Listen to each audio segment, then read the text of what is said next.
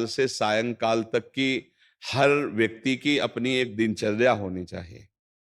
ऐसा नहीं कि आज हम 4 बजे उठे, कल 7 बजे उठे, पर फिर मन को आप कंट्रोल नहीं कर पाएंगे। मन के लिए एक दिनचर्या होनी चाहिए कि हमको 10 बजे सोना है, 4 बजे उठ जाना है, तो फिर 4 से सवा 4 नहीं होना चाहिए। 4 बजे उठ जाना, ऐसा नियम बना ले। और उठ करके हमको थोड़ी देर नाम जप करना है, थोड़ी देर हमें वाणी जी का गायन करना है, थोड़ी देर हमें ध्यान, एक अपनी दिनचर्या। फिर हम अपने संसार के कार्य के नियम, जो संसार के कार्य हैं, उनको भी करते हुए भगवान को समर्पित करें। जैसे जो पद में है, जो आपको राष्ट्र सेवा मिली है, जो आपको समाज सेवा के पद मिले हैं, या आपको जो घर की सेवा के कार्य मिले हैं, उनमें बहुत धर्म पूर्वक आचरण होना चाहिए। अगर आप अधर्म आचरण करते हैं, अपने पद का दुरुपयोग करते हैं, तो आप सुबह जग करके थोड़ा माला चला लीजिए, फिर भी आपका कल्याण नहीं होगा, क्योंकि आप अपने पद का, अपने सेवा का दुरुपयोग कर रहे हैं। जैसे हम जानते हैं कि अधर्माचरण है, ये अधर्मी है, हमें पता है दोषी है, और वो हमको कुछ धन दे देता है, और हम उसको मुक्त करवाने की बात सोचते हैं, और जो निर्दोष है उसको फंसा देते हैं। अब तुम चाहे जितना माला चलाने की कोशिश करो या दान पुण्य करो, वो तुम्हारा अधर्म आचरण, वो अधर्म का धन तुम्हें सतमार्ग में नहीं जाने देगा। नियम लेना चाहिए कि जिस पद में है, जिस धर्म में है, जिस कर्तव्य में है, चाहे कुछ भी हो जाए, हम अपने कर्तव्य से विमुख नहीं होंगे। जितना जप महान है, उतने कर्तव्य महान है। दोनों बातें समझना है। माला फेरा और इसके बाद बेईमानी, अधर्माचरण, इनका कोई नियम नहीं है कि हमें कैसे चलना है, तो वो माला काम नहीं कर पाएगा, क्योंकि उसका तभी सत्य भाव माना जाएगा माला जपला जब धर्माचरण है। धर्माचरण नियम से। बोले वो बड़े कट्टर नियम वाले हैं, उनको घूस नहीं, आप उनको भयभीत करके नहीं काम करवा सकते, प्रलोभन में काम नहीं करा सकते। ये हमारी गृहस्थी है ना, तो गृहस्थी के पालन के लिए धन चाहिए, और धन के लिए हम धर्म को आगे रखें, धन को नहीं। धर्म को, हमारा कर्तव्य क्या, प्रायः जैसे पूज्य बाबा ने कहा, आज हमारे देश में बहुत दुर्दशा हो रही है। दुर्दशा हो रही। क्यों? क्योंकि सब अपनी जगह से गलत हो रहे हैं। अगर अपनी जगह हम ठीक रहे तो हमारी दुर्दशा नहीं होगी। हमारा भजन कम होगा, लेकिन हम धर्म से चल रहे हैं तो हम विजयी होंगे। हम भगवान को प्रसन्न कर सकते हैं, क्योंकि हमें जो कार्य मिला है वो भगवान का ही कार्य, सृष्टि भगवान का कार्य। जैसे नए बच्चे कुछ वकालत पढ़ रहे थे, तो यहाँ आके प्रश्न किया था कि हम जानते हैं कि वो दोषी नहीं है, हम जानते हैं कि वो दोषी है, पर दोषी हमें पैसा दे रहा है, तो हम वकालत पढ़ी इसीलिए, हम उसको जिताएंगे, तो क्या कोई पाप है? तो उनका खुला पाप है। बोले नहीं, हमारी कोई ऐसा कंपनी दो, ऐसा कुछ बोले कि हमारी कंपनी को ये सिखाया जाता है, तो हमको तो ये करना ही होगा, अगर नहीं करेंगे तो हमारी वकालत का मतलब क्या रहा? तो नहीं, वकालत का मतलब अधर्मी को मुक्त करवाना नहीं है। वकालत का मतलब अधर्मी के सबूत एकत्रित करके उसको दंड दिलवाना है, और धर्मात्मा को मुक्त करवाना है। अब इसके लिए आपके पास अर्थव्यवस्था अगर कमजोर भी है, तो धर्म व्यवस्था आपकी पूरी है। धर्म व्यवस्था ठीक है तो परिवार स्वस्थ रहेगा, सुखी रहेगा, भगवान आप पर प्रसन्न रहेंगे। अच्छा, फिर हमने तर्क रखा कि जैसे आपकी बहन के साथ कोई गलत व्यवहार करे, वो आपको पता है, और वो आपको 10 लाख रुपया घूस दे, तो क्या आप उसका पक्ष लेंगे? नहीं। तो फिर दूसरी बहन के साथ किया है। अब यहां विचार करना है ना, अपने भाई का अगर कत्ल किए हो, मुझे पता हो कि ये दोषी है, तो क्या हम पैसे से उसको मुक्त करने देंगे? लगेगा कि जान की बाजी लगा देंगे, और तुम्हें हम, ऐसे ही एक गरीब आदमी की किसी ने हत्या की है, तो आपका पक्ष बनता है। पर ये ज्ञान कहां मिलेगा? बिना अध्यात्म के ये ज्ञान तो मिलेगा नहीं। ज्ञान तो इस बात का मिला कि कैसे पैसा कमाया जाए। अच्छा, वो पैसा यदि अधर्म से आया है, तो आपकी दुर्दशा कर देगा, आपकी बुद्धि भ्रष्ट कर देगा। तो जो बाबा कह रहे हैं कि आज हमारे समाज की बड़ी दुर्दशा हो रही, उसका कारण यही है कि हमें अध्यात्म का ज्ञान नहीं, हमें धर्म का ज्ञान नहीं, और बड़ी बड़ी गलतियां हो जाती है। बिल्कुल पता है आदमी निर्दोष है, और हम धन के प्रभाव से उसको दंड दे देते हैं। वो दंडा भगवान जब आपको पलट कर देंगे, तो आप सह नहीं पाओगे। उसका परिणाम बहुत बुरा होता है। तो इसलिए समाज को चाहिए अपने अपने कर्तव्य का पालन करते हुए एक नियमावली बना ले। जैसे कुछ दुकानों का नियम होता है कि वहां फिक्स रेट होता है, नहीं होता? फिक्स रेट होता है, नहीं होता? वहां ये नहीं चलेगा कि कसम से कहते हैं कि तुम्हें हम अपना जान करके कि 100 रुपया मीटर ये मिला है, हम बिल्कुल मुनाफा नहीं ले रहे। नहीं, झूठ क्यों बोल रहे हो?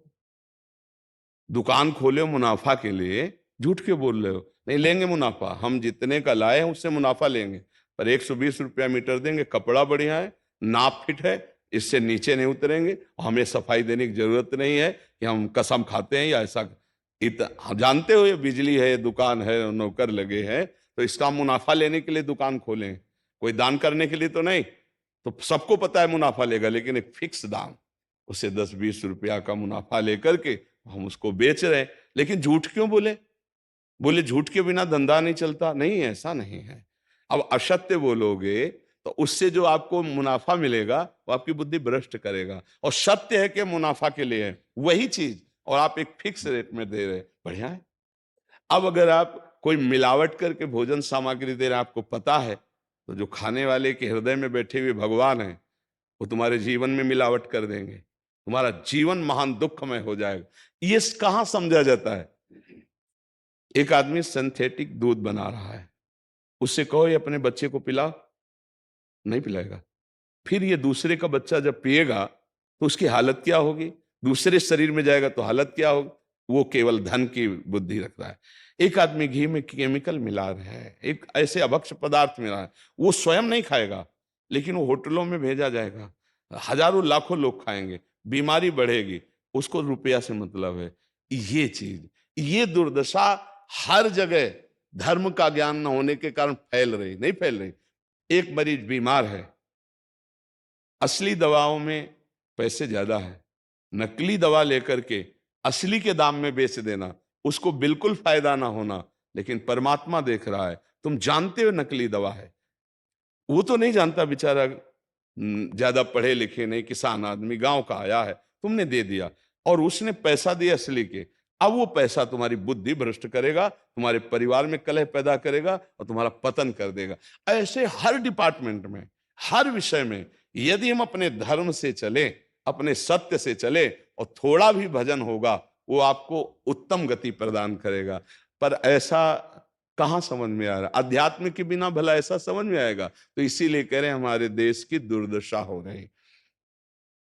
पूर्वजों में पहले ये था कि हमारा धर्म नहीं जाना चाहिए चाहे प्राण चले जाएं, हमारा चरित्र नहीं जाना चाहिए चाहे सर्वस्व नष्ट हो जाए।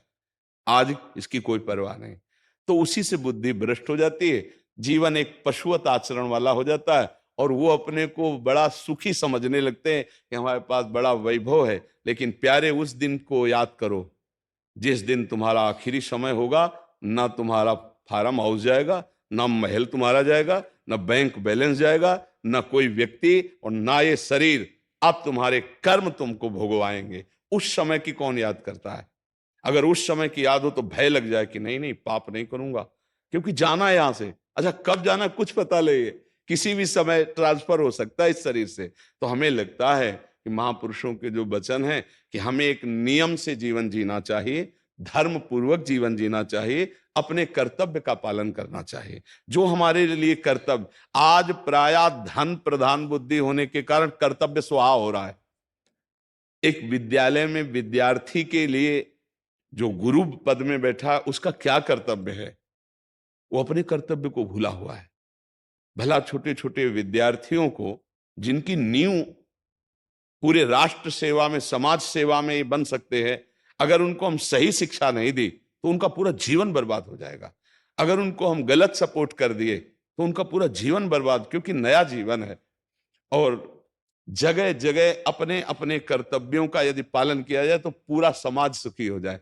लेकिन कर्तव्यहीनता आ रही, कोई अपने कर्तव्य को नहीं समझ रहा है। तो यही बात महापुरुष जनों को दुख लगता है कि अगर सब अपने कर्तव्य का पालन करें, धर्म का पालन करें, भगवान का नाम जप करें, तो सब सुखी हो जाए। सुख सब चाहते हैं और आचरण दुख वाले करते, इसीलिए सुख नहीं मिल रहा है, परिणाम में हमें दुख मिल रहा है। सच्ची मानना, वो रुपया पूरे परिवार में अशांति पैदा कर देगा। और धर्म पूर्वक 100 रुपया लाओगे और 4-5 परिवार के बैठ के नमक रोटी खाओगे, आनंद से सोओगे, बड़ा प्यार रहेगा, भगवान की कृपा रहेगी। पर ये बात समझ में नहीं आती है। तो ये वृत्ति अगर छोड़ी ना जाएगी तो कुछ भी कर लो, कहीं भी दान पुण्य कर लो, लाभ नहीं मिलेगा। अगर दान देने की बात कही गई है तो धर्म पूर्वक कमाए हुए धन से। अगर आप मेहनत से कमाए हो ना, 10 रुपया दे दोगे ना, तो 10 रुपये का वो आटा लाके अगर 2 रोटी खाएगा तो खूब वजन होगा। वो आप 1 लाख रुपया बेईमानी का रख दोगे ना, तो बैठे बैठे वो गंदा ही सोचेगा, वजन नहीं होगा।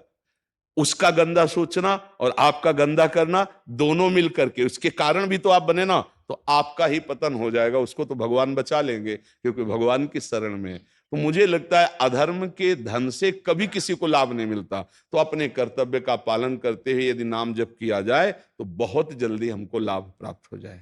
बहुत सुंदर मतलब ये चर्चा होती है। अगर आप लोग इसको धारण कर लें तो निहाल हो जाएंगे। सच्ची कह रहे, ये जो बातें हैं ये बहुत सुंदर जीवन को पुष्ट करने वाली हैं, पर आप धारण कर लें तो बात है।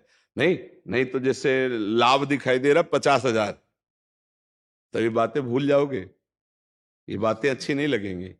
हे यार, बहुत बढ़िया काम घर में आएगा, पर हमारी ये बात ध्यान रखना, वो 50,000 घर में अशांति पैदा कर देगा। सच्ची मानना, आप धर्म से चलना, धर्म से चलोगे तो भगवान तुम्हारी रक्षा में रहेंगे। अधर्माचरण, देखो कैसी कैसी घटनाएं होती हैं। बढ़िया कार है, फिल्मी गाना लगाए चल रहे हैं, और वो एक्सीडेंट हुआ, आग लग गई, बाहर निकल ही नहीं पाए, वो अंदर ही जल गए। क्या हुआ? ये करोड़ों रुपए की कार भूंज दिया तुमको अंदर ही बैठाल के, धू धू करके आग लग गई, अंदर जल। ऐसे जलना चाहते हो या भगवान के आनंद में चिंतन करके शरीर छोटे हो फिर दाह संस्कार हो ऐसे कि सब लोग भगवान के नाम का कीर्तन करते ही जा रहे, फिर आपका अंतिम संस्कार वहां जीवित जल गए? क्या हो सकता है? एक एक पल तुम्हारे कर्म का हिसाब होगा, एक एक सेकंड का। ऐसे कर्म करो कि हमारा अच्छा हिसाब हो, बुरा हिसाब। ये मत समझो कोई देख नहीं रहा, वो देख रहा है जिसको हिसाब करना है, वो देख रहा है। उसके लिए कोई वकील या किसी सबूत की जरूरत नहीं होती, वो सर्वांतर्यामी आपके अंदर बैठे ही देख रहा है। तो सदैव जैसे ये सत्संग सुन रहे हैं, तो अगर हाथ जोड़ के प्रार्थना है, थोड़ी भी बात मान लोगे तो आप सच्चे सुख के मार्ग में चलने लगोगे। नहीं तो भाई बहुत गंदी हवा चल रही है, माया की बहुत गंदगी ऐसी फैल रही। कलिकाल है ना कि ये बातें किसी को पसंद नहीं आती। वो बात बताओ कि हम कितना रुपया कमा ले, कैसे कितने भोग भोग ले, और वो अध्यात्म में नहीं है। आपको सच धोखे में मत रहना। अध्यात्म में है, जितना आप धर्म से चलोगे उतना सुखी होगे, और लोक में है जितना धन मिल जाएगा उतना सुखी माना जाएगा। लेकिन वो सुख नहीं है, वो चंद मिनट के लिए हाइलोजन की तरह जलेगा, फ्यूज हो जाएगा। और धर्मात्मा दीपक की तरह जलेगा, पर बहुत काल तक चलता रहेगा। इन बातों का चिंतन कीजिए, खूब नाम जप कीजिए और भगवान के भरोसे रहिए, गंदे आचरण मत